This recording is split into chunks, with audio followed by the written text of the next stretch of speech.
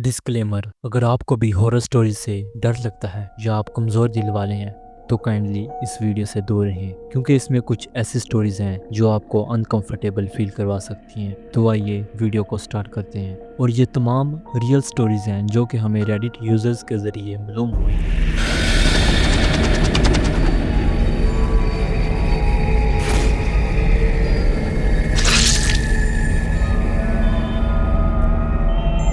मैं एक family reunion से वापस आ रहा था। रात काफ़ी हो चुकी थी और घर का सफ़र तकरीबन 2 घंटे का था।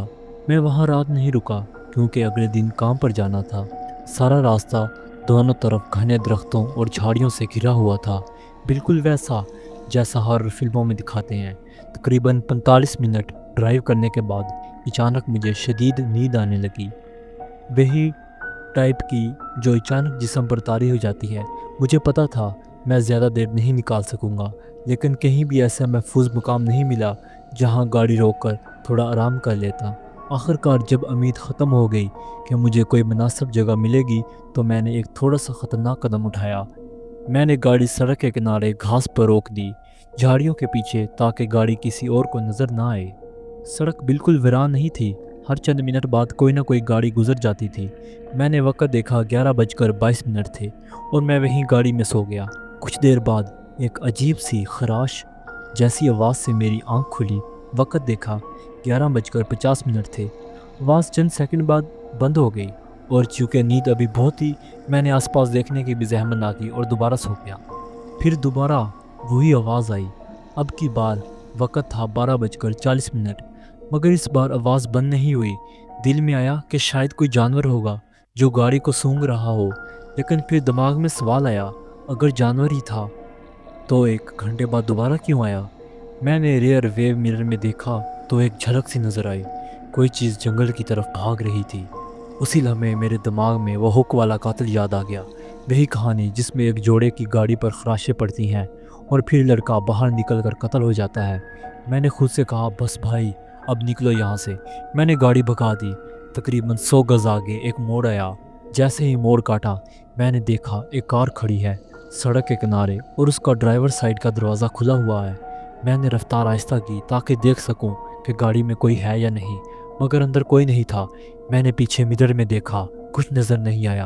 अचानक एक बंदा तेज़ी से मोड़ से निकला और मेरी तरफ भागने लगा, ज़ोर ज़ोर से चीख रहा था, ओए तुम गाड़ी से बाहर निकलो अभी। मैंने 1 सेकंड की देर भी नहीं की, गाड़ी भगा दी और वहाँ से सीधा निकल आया। उस बंदे को फिर कभी नहीं देखा। और कहानी का सबक ये है, कभी भी वीरान सड़क के किनारे गाड़ी रोक कर ना सोओ, वरना ख्वाबों में नहीं हकीकत में डराना कुछ हो सकता है। दूसरी कहानी। जब भी मैं अपनी नानी के घर सोता हूँ तो मुझे ऊपर वाले फ्लोर से किसी के चलने की आवाज़ आती है। ये आवाज़ कमरे के एक कोने से शुरू होती है, आहिस्ता आहिस्ता दूसरे कोने तक जाती है और फिर अचानक रुक जाती है। ये तकरीबन हर रात 2 बार होता है। मुझे ये आवाज़ें तब सुनाई देना शुरू हुई जब मैं 14 साल का था, जब मेरे नाना नानी ने मुझे फर्स्ट फ्लोर वाले एक अलग कमरे में सोना शुरू करवाया, क्योंकि वो अब अलग अलग कमरों में सोते थे। खैर, इन दोनों के कमरे भी फर्स्ट फ्लोर पर ही हैं। थोड़ा सा बैकग्राउंड दे दूँ, मुझे हमेशा उनके घर के ऊपर वाले फ्लोर से डर लगता रहा है, पता नहीं क्यों, लेकिन वो हमेशा से ही मुझे अजीब सा लगा।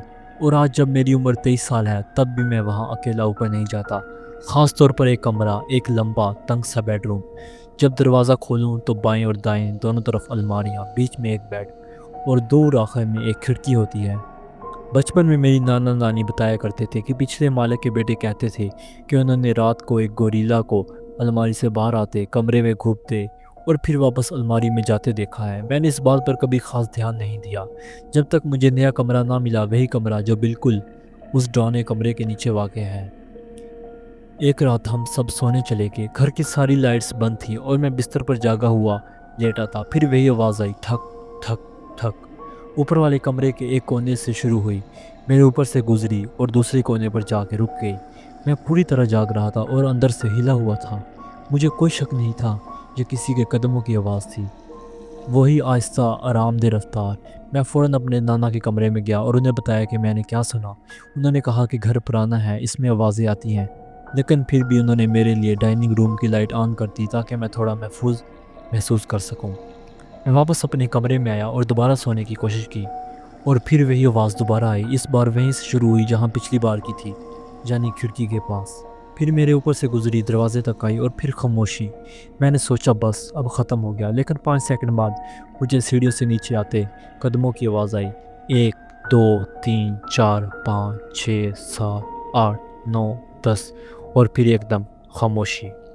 اب وہ چیز میرے فلور پر تھی، اور ڈائننگ روم کی لائٹ سے بھی بے اثر۔ میں اپنے کمرے کے دروازے کو دیکھ رہا تھا، لائٹ اندر آ رہی تھی، لیکن میری بنیائی دھندلانے لگی۔ ڈر کی وجہ سے سر چکرانے لگا۔ میں نے کمبل اپنے اوپر لیا، پھر اچانک مجھے آواز آئی، کمرے کے اندر سے خراشوں کی آواز۔ مجھے فوراً اندازہ ہو گیا کہ یہ کہاں سے آ رہی ہے۔ میرے نانا کی بندوق رکھنے والی لکڑی کی الماری سے صاف صاف آواز آ رہی تھی، جیسے کوئی ناخن یا پنجہ لکڑی کو کھرچ رہا ہو۔ ہر خراش کے ساتھ دروازہ فریم سے ہلکا ہلکا ٹکرا رہا تھا۔